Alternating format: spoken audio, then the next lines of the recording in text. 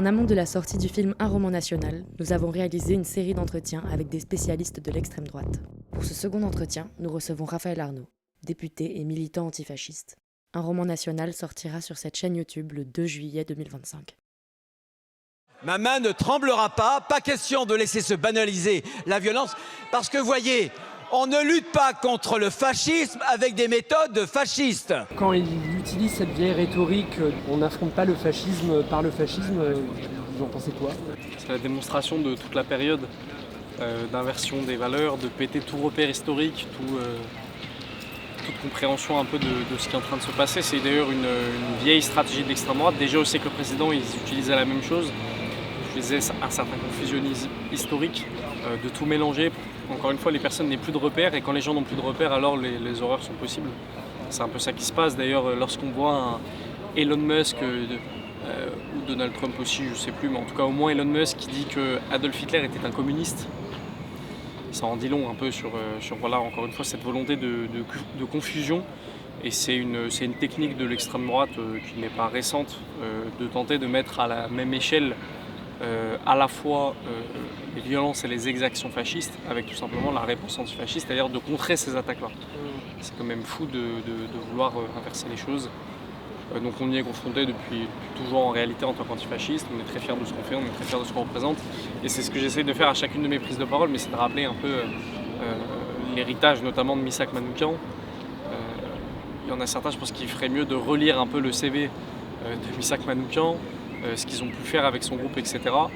Je ne suis pas en train de dire que c'est ce qu'on désire, parce que heureusement notre société est beaucoup moins violente qu'elle l'était à l'époque, et justement on fait tout pour qu'elle ne tombe pas à nouveau dans cette violence. Mais les antifascistes ont su faire preuve d'une violence extrême aussi, parce que la violence qui était imposée était très dure. Voilà. Darmanin va dissoudre Génération Identitaire, et à l'époque on disait déjà en fait cette dissolution elle va servir à justifier d'autres dissolutions. Là on arrive à un moment où on a l'impression que tous les groupes oppositionnels sont en train de tomber. Vers où on va en fait avec tout ça? Oui, c'est sûr qu'il y a une course à l'autoritarisme à l'époque, c'était sous Gérald Darmanin, je crois que la dissolution de Génération Identitaire est prononcée, que lui il trouve son intérêt politique et que derrière ça lui permette de justifier d'autres dissolutions. C'est certain que lui il allait s'engouffrer dans cette brèche-là. Par contre, pas se dire que c'était le souhait de Gérald Darmanin de dissoudre Génération Identitaire. Ça a été un véritable rapport de force imposé pour imposer justement ces dissolutions de groupuscules d'extrême droite qui devenaient quand même de plus en plus préoccupants. D'ailleurs, tant mieux, aujourd'hui, il n'y a plus d'organisations d'extrême droite militantes, j'entends, je ne parle pas électorales, mais militantes, qui arrivent à structurer le territoire. On a réussi à toutes les détruire, en réalité, un bastion social, Génération Identitaire, etc. Et surtout, pas se leurrer sur le fait que, peu importe que Génération Identitaire ou non soit dissous, vu le tournant autoritaire et raciste dans lequel on est, quoi qu'il arrive, ils allaient nous dissoudre, enfin en tout cas avoir cette volonté de nous détruire. Donc par tel ou tel moyen. Après, il est certain que, c'est comme tout en politique, on leur a causé des coups, entre guillemets, mais ils essaient de nous en causer de l'autre côté, quoi. Mais je pense qu'on pourrait très bien être dans une situation où c'est un peu notre but, c'est qu'on arrive dans une société si possible émancipée d'organisations néo-nazis et fascistes. Qu'on empêche ces groupuscules de pouvoir avoir pignon sur rue et de mener leur activité politique et leurs attaques, etc. Et de l'autre côté, empêcher que nos organisations qui visent justement à les contrer soient dissoutes. Je ne sais pas, qu'est-ce que vous pouvez nous dire sur de faire une sorte d'état des lieux de justement l'extrême droite, pas hégémonique, c'est-à-dire dans les partis, etc., mais vraiment les sous-groupes ou les groupes. Comment ça se passe? C'est quoi l'état des lieux aujourd'hui? Ça peut paraître très contradictoire, mais sur le terrain, en réalité, la situation, elle est limite mieux que dans les années 2015-2020, je dirais. On avait vraiment eu une ascension extrême sur le terrain de la part des groupes de militants d'extrême droite, notamment beaucoup plus structurés avec des locaux. Bon, à Lyon, il y en avait 5, à Lille, il y en avait, à Paris, à Marseille, vraiment de partout dans toute la France, principalement sur la partie est du territoire, mais quand même dans toute la France.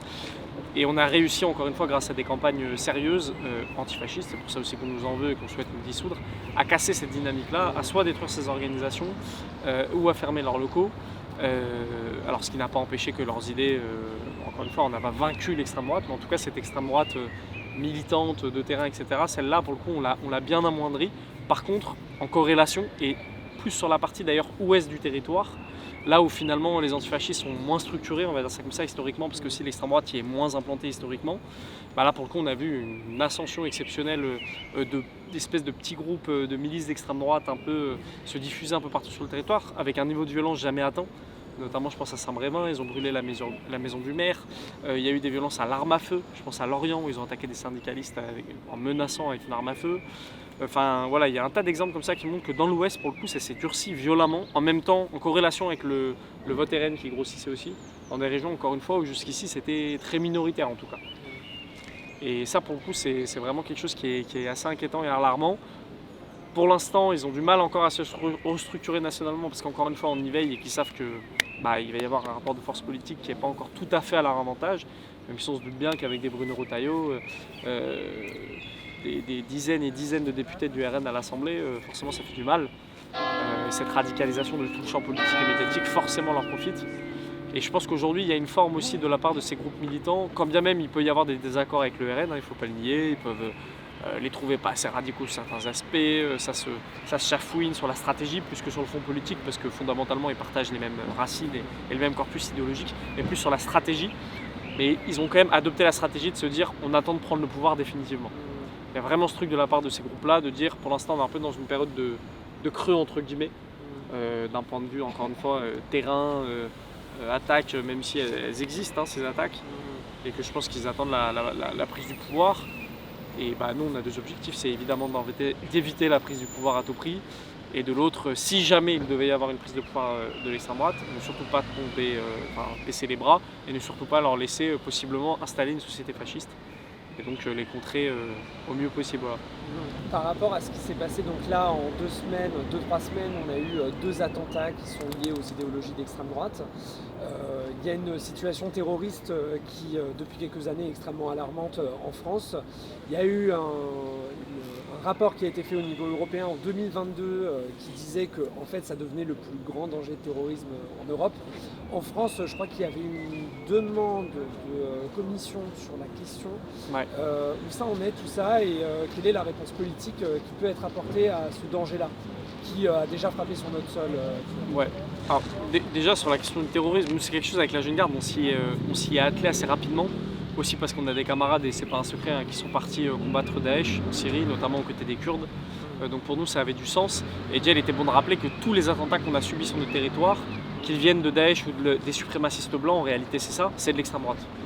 C'est-à-dire que nos camarades kurdes l'ont toujours dit, Daesh est un projet fasciste, alors pas au sens historique, c'est pas mot à mot ce que disaient les fascistes italiens, mais fondamentalement d'un point de vue de la dynamique politique, du projet de société en tête, etc. De fait, c'était une société fasciste qui était prônée. Et donc de ce point de vue-là, déjà on était bon de rappeler que tout attentat ces 10, 20, 30 dernières années était produit par l'extrême droite.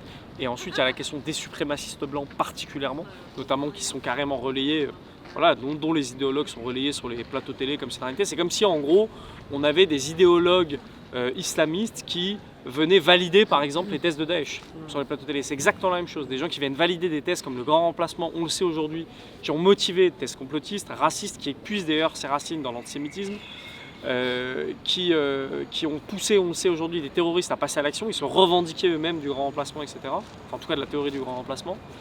Et donc voilà, donc on est dans cette période complètement dingue, et aussi évidemment avec tout le biais islamophobe et raciste de ne considérer les attentats que venant de la part de personnes non blanches ou identifiées comme étant musulmans ou musulmanes.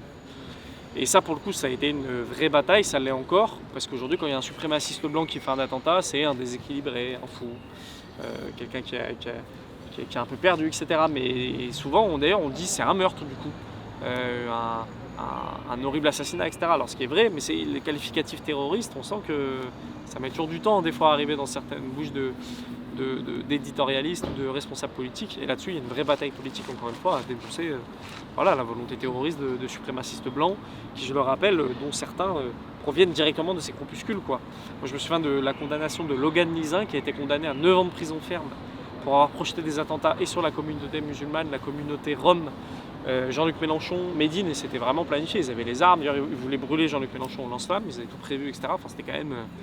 C'était assez hard comme projet. Et ce gars-là, c'était un responsable de l'Action française Provence. C'est un royaliste qui a été formé dans les mêmes organisations que tout un tas d'acteurs aujourd'hui qui se retrouvent à l'Assemblée nationale, des collaborateurs, même ils ont milité ensemble. Enfin, c'est un truc de fou quand même ce qu'on vit. Et une de ces solutions politiques, après c'est une bataille stratégique à l'extrême droite, est-ce qu'on met plus d'énergie dans les urnes, est-ce qu'on met plus d'énergie dans les attentats? Mais c'est quand même un même fond. et un même objectif politique, et de ce point de vue-là, ça fait un peu flipper. Ouais. On a tout intérêt à se bouger. Structurellement, ce qui est en train de se passer, c'est que il y a toute une espèce de stratégie politique qui n'est même pas dite explicitement, mais qui est presque naturelle pour le camp réactionnaire. Donc on va inclure la droite et l'extrême droite. C'est une stratégie de l'inversion. Bon, on en a déjà parlé précédemment. Donc on va avoir les procès en antisémitisme quasiment constamment, etc. Mais tout ça, à quoi ça sert? Prenons par exemple cet exemple de l'antisémitisme, parce que c'est quand même... c'est une situation tellement grossière et je le répète et je le répéterai jamais assez, de l'antisémitisme il peut y en avoir partout. Comme tout racisme, comme la question du sexisme, aucune organisation, quand bien même soit-elle la plus progressiste possible, peut se dire émancipée par exemple de la question du sexisme. On peut se dire émancipée de la question de l'antisémitisme, on peut se dire totalement émancipée de la question de l'islamophobie. Évidemment que ça traverse toute la société, c'est ce pourquoi d'ailleurs on s'y attarde et qu'on le combat. Donc entre nous on se reprenne sur certaines choses qu'on aurait mal fait, qu'on aurait mal dites, qu'on aurait mal comprises aussi, ce qui peut arriver. Ça c'est une chose, entre nous, les antiracistes, etc. Par contre, se prendre encore une fois des leçons de racisme par des racistes de la première heure, notamment des antisémites de la première heure, c'est juste pas possible. Et ça a pour moi un triple objectif, c'est qu'à la fois, ça permet évidemment de décrédibiliser la gauche dans ses fondamentaux. Quand je dis la gauche, c'est au sens large, même si la gauche c'est un peu flou, mais en tout cas le camp des antiracistes, les gens qui souhaitent, si possible, qu'on tente vers le plus possible une égalité, avec encore une fois des différences qui peuvent exister en notre sein, mais cette idée-là, cette volonté-là de briser même nos fondamentaux, je veux dire, là on nous attaque sur notre colonne vertébrale.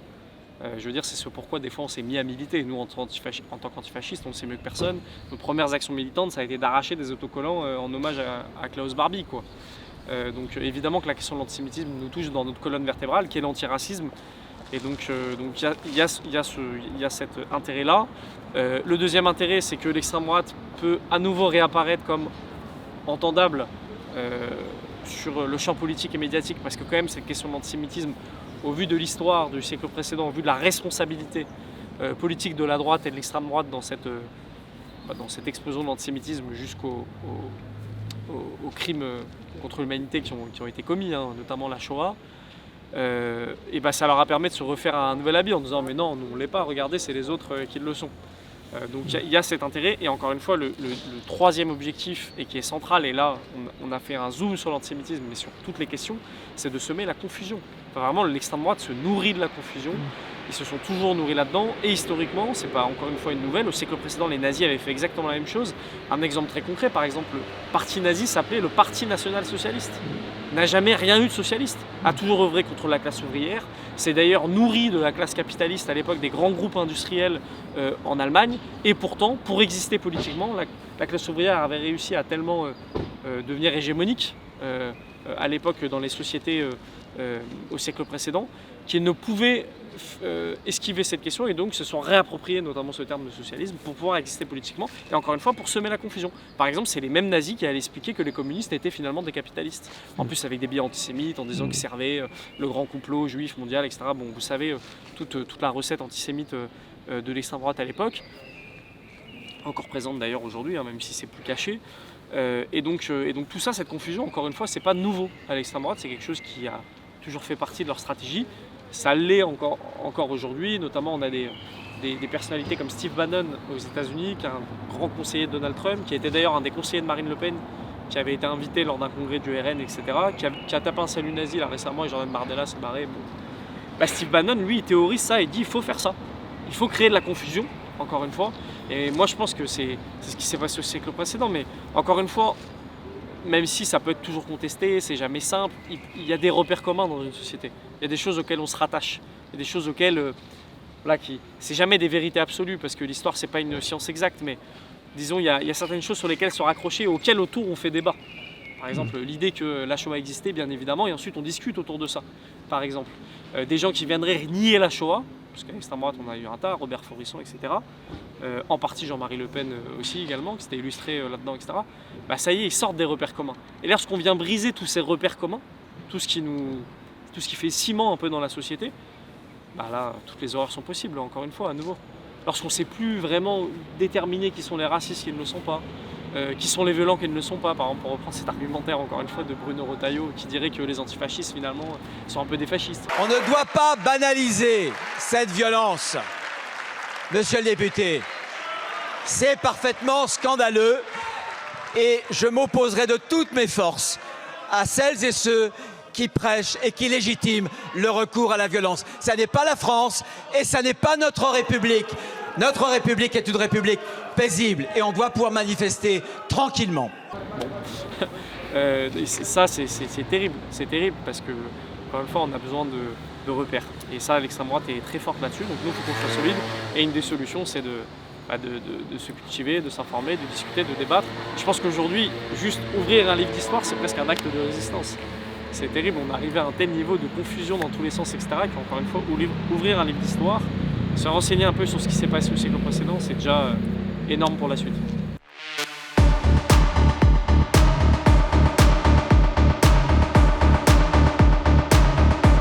On reconnaît que Damien Cordonnier faisait partie du groupe.